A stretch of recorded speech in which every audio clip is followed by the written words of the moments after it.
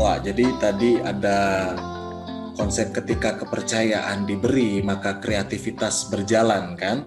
Kreativitas berjalan dan itu membuat akhirnya orang bisa memberikan apa? Membangun potensinya, bisa memberikan hal yang terbaik kepada siapapun itu yang ada di sekitar itu. Jadi tantangannya adalah bagaimana mengolah kepercayaan yang diberikan dengan kreativitas sehingga bisa membuat potensi yang besar. Dan saya pikir itu adalah mengarahkan mereka pada kesuksesan yang tertentu. Nah, kita juga mau dengar nih cerita dari Om Cherry yang dalam artian bahwa komunikasi. Jadi karena konteks kita adalah komunikasi. Komunikasi yang apa yang dihadapi, tantangannya, terus triknya seperti apa? Karena bagi kita mungkin bagi Wadidi, bagi saya apalagi bukan hal yang gampang ya bagaimana istilahnya ketemu dengan klien, detailnya dan itu Ya, dengan hal-hal kecil tantangan yang dihadapi di sana. Silakan Om. Ya, kalau bicara soal komunikasi di job desk atau pekerjaan-pekerjaan yang saya hadapi sehari-hari itu memang secara posisi saya ada di tengah, bisa dibilang seperti itu ya. Di bawah saya ada beberapa teman-teman sales, ada sekitar 8, itu yang memang terjun langsung ke lapangan. Lalu di atas saya juga sendiri ada manajer. Saya menjembatani antara manajer ke bawah dan juga saya juga mengkomunikasikan apa yang ada di pikiran anak buah ke atas atau juga masalah-masalah mungkin masalah-masalah intern seperti koordinasi dengan bagian produksi, koordinasi dengan bagian QC soal produk, ada masalah-masalah soal produk, ada masalah-masalah soal produksi. Itu semua yang kalau masalah terjadi, itu memang harus benar-benar dikomunikasikan dengan baik. Contohnya misalnya, terutama customer itu yang harus kita jaga supaya tidak terjadi, kalaupun ada masalah kita bisa memberikan solusi seperti itu. Tidak mengambang, tidak menduga-duga ada masalah apa, kita berikan penjelasan dan solusi kepada customer. Contohnya misalnya pada saat suatu project membutuhkan kiriman barang misalnya, kita membuat schedule pengiriman barang yang harus kita atur, mungkin harus nyampe misalnya di tanggal 2. Nah, di tanggal 1 kita harus koordinasi dengan bagian pengiriman. Seperti itu. Nah, itu juga adalah komunikasi. Nah, komunikasi itu sebenarnya dilakukan oleh sales terhadap bagian produksi atau bagian pengiriman. Cuman pada saat ada masalah harus ada yang menengahi dan itu ada di posisi saya. Jadi contohnya contoh yang baru terjadi aja kemarin pada saat kita ada kiriman ke Semarang produk paving block yang direncanakan harus terkirim 2 mobil di hari Kamis. Nah, memang ada sedikit loss di sales pada saat itu. Memang sales meminta pengiriman 2 mobil, sudah disampaikan melalui admin sales, sudah diatur 2 mobil dan sudah minta barang juga. Lalu yang terjadi pada hari Kamis itu yang nyampe hanya 1 mobil. Dan itu nyampenya malam dan kita sebagai yang punya produk bertanya-tanya, ini ada masalah di mana? Kenapa yang diminta 2 mobil, nyampenya misalnya cuma 1 mobil? Ini ada miss di mana. Padahal saat itu sudah jam 9 malam, kita sulit sekali untuk mencari tahu ada masalah di mana gitu kan. Kita sudah menduga ini pasti masalah ada di bagian distribusi. Kenapa cuma menyediakan satu mobil? Padahal sales itu sudah meminta sehari sebelumnya atau 2 hari sebelumnya itu 2 mobil untuk disiapkan. Nah, customer juga memang secara finansial dia udah menyewa forklift untuk menurunkan barang itu, misalnya anggap 1,5 juta untuk nyewa mobil, untuk nyewa forklift untuk menurunkan 2 mobil. Nah, pada saat yang datangnya hanya 1 mobil, berarti kan dia rugi, eee, sewa ya, dia rugi sewa. Nah, terus terang pada malam itu kita deadlock, kita nggak bisa ngasih solusi apapun ke, customer. Kita mohon waktu, sampai besok pagi kita kabarin karena kita udah kesulitan komunikasi, menanyakan ke bagian distribusi, sudah malam tidak ada yang menjawab, kita jadi minta waktu ke customer untuk kita jawab di besok pagi. Nah, keesokan harinya ya mungkin kita langsung mencari tahu di mana letak, miss tersebut misalnya. Jadi ternyata yang salah ternyata bukan di bagian distribusi yang kita pikirkan semalam ya. Ternyata yang masalah itu ada di bagian produksi. Ternyata barangnya nggak ada. Kan repot ya. Kita minta 2 mobil, barangnya hanya ada 1 mobil. Padahal sebelum-sebelumnya, jauh-jauh hari sebelumnya, kita udah nge-booking barang tersebut untuk proyek ini. Ternyata oleh bagian produksi dibagi-bagi ke proyek yang lain. Nah, otomatis pada saat itu saya juga cukup emosi ya. Jadi, sebagai sales itu kan kita berhubungan langsung dengan customer yang sudah memberikan promise, memberikan janji, punya schedule kiriman, punya, pemikiran terhadap, pembayaran. Itu kan kompleks sekali hubungannya ya. Bagian produksi tidak ada kepikiran ke arah seperti itu. Tidak ada, karena mereka memang tidak berhubungan langsung dengan customer. Tidak ada kepikiran nyewa forklift, tidak ada kepikiran, eee, soal pembayaran. Nah, kebetulan memang,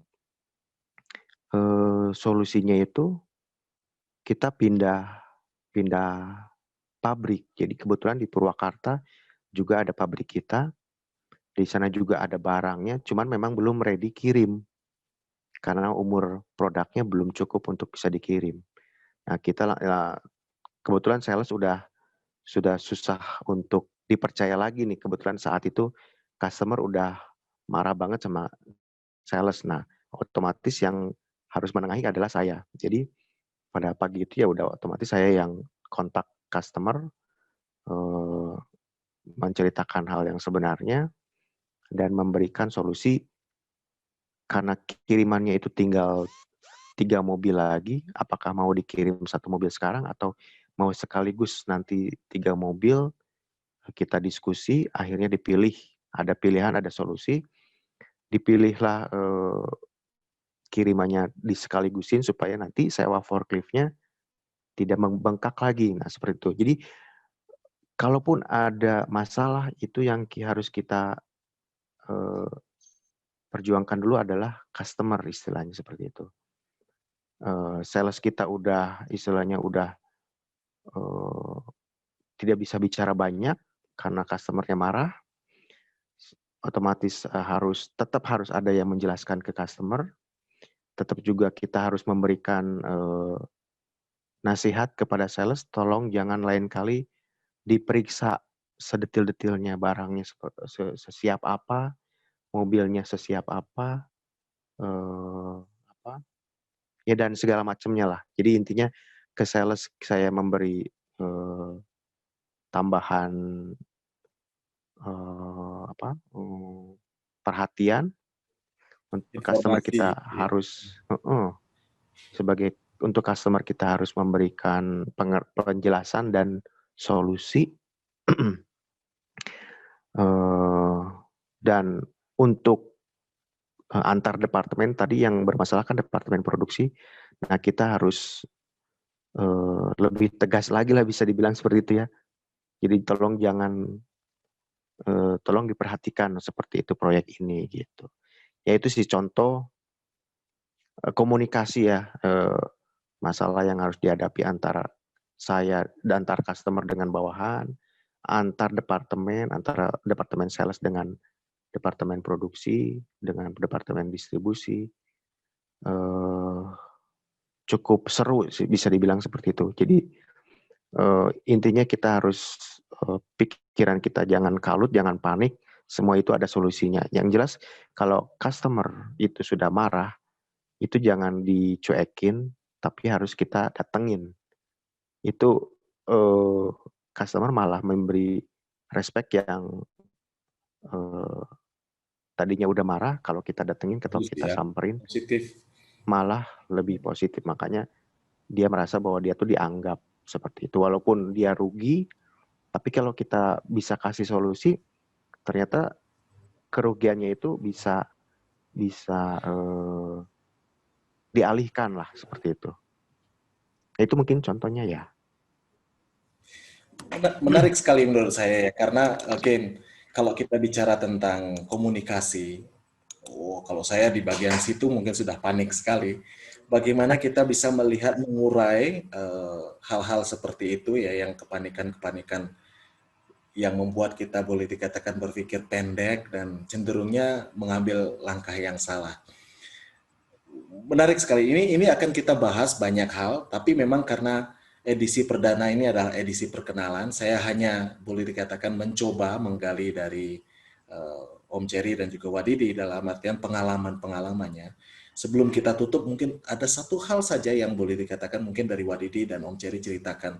Sebetulnya eh, tantangan apa sih dalam hal komunikasi? Tadi sudah disampaikan banyak sama Om Cherry ya, bagaimana kita terjun langsung, tetapi yang dihadapi kalau misalnya boleh dikatakan ini sebagai uh, closing speech-nya dalam artian membangun satu komunikasi terhadap quote and quote customer, quote and quote adalah orang-orang yang kita hadapi keseharian kita. Kalau misalnya Wadidi ya dengan anak-anak tadi, nggak mudah loh bergaul dengan anak-anak muda yang kelihatannya dianggap serampangan hebat apa namanya jagoan, tetapi kalau kita tidak punya hati di sana kita sendiri bisa habis.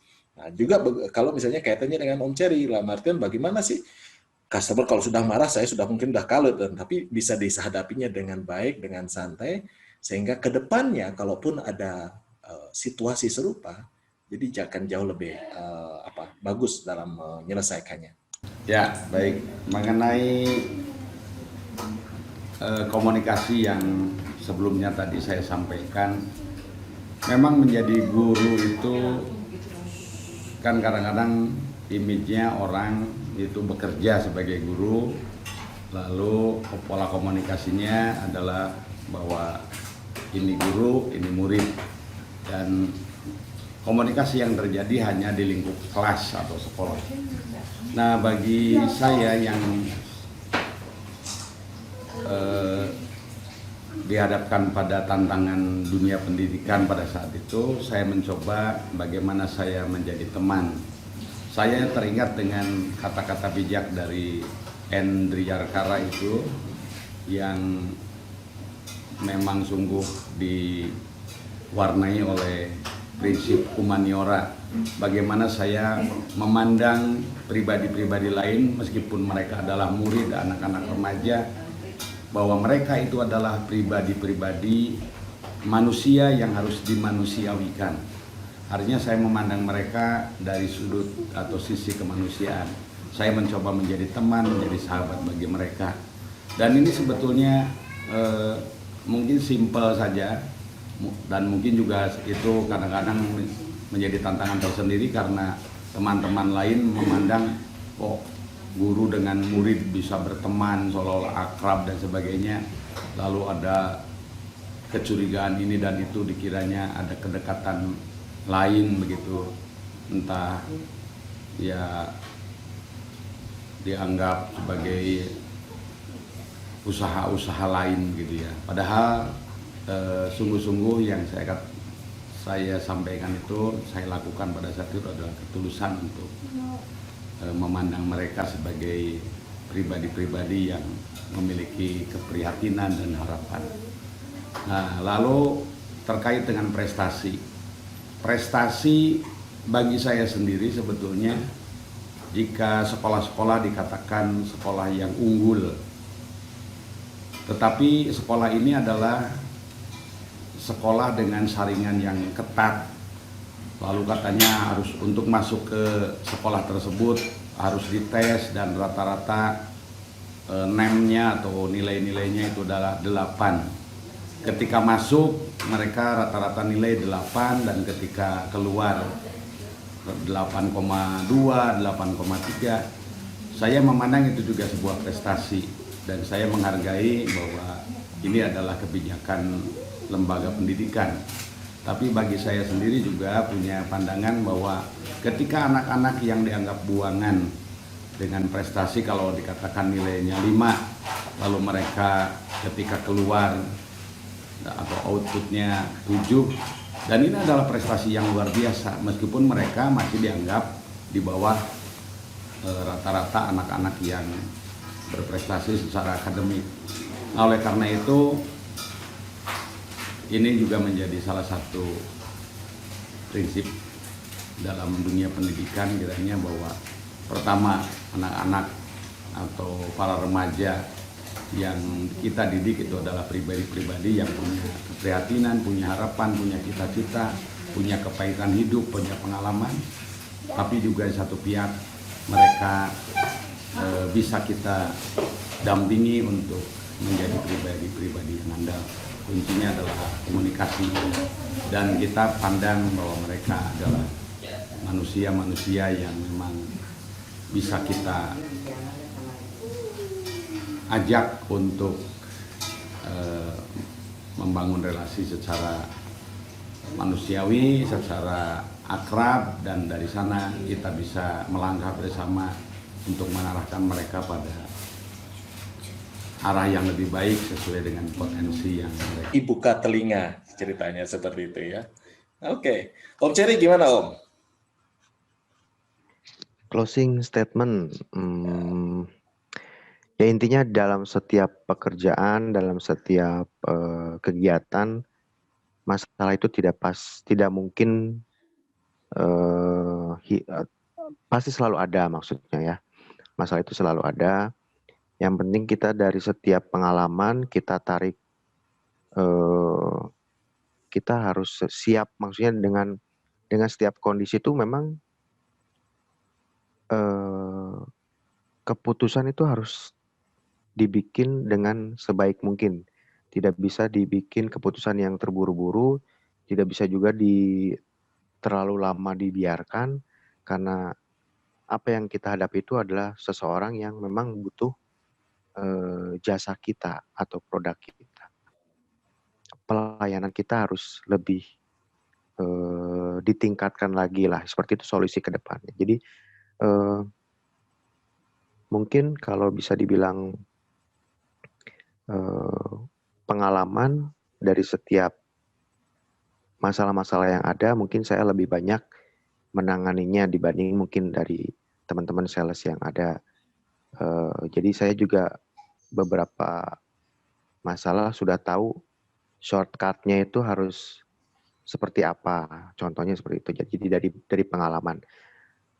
Dan memang yang harus saya tegaskan lagi ke teman-teman, salah satunya adalah kemampuan untuk membuat solusi. Jadi kalau bisa solusi itu dia munculkan dari pribadinya, itu pasti nilainya akan dinilai lebih baik oleh atasan, betul nggak? Kalau misalnya semua masalah dia lempar ke atasan, ya dia fungsinya apa? Itu yang harus ditegaskan kepada teman-teman. Jadi setiap posisi apapun, kalau ada masalah, kalau bisa dia memberikan solusi, dia punya nilai lebih untuk perusahaan. Nah, ya seperti itulah contohnya. Oke, menarik sekali. Jadi kalau ingat cerita dari film Tilik yang lagi populer sekarang ya, urip itu mbok solutif gitu ya, memberikan solusi. Yang saya tangkap di sini yaitu adalah memberikan hati dan juga istilahnya berani menekuni apa yang kita lakukan 100% memberikan perhatian kita bukan setengah-setengah sehingga apapun permasalahan itu bisa dihadapi dengan baik. Oke, terima kasih. Jadi saya pikir demikian dulu edisi pertama kita ini obrolan Desakri pertama. Semoga kedepannya nanti siapapun teman-teman, saudara-saudara kita bisa terlibat. Ini bukan untuk apa kita ceritanya mau bercerita dari pengalaman apa yang kita temukan sehari-hari dan kiranya apa yang kita obrolkan ini bisa bermanfaat, bisa menjadikan kita saling berefleksi, bisa saling meneguhkan satu sama lain, dan membuat kita semua belajar. Saya pikir demikian, sampai jumpa lagi dalam edisi obrolan Desakri berikutnya.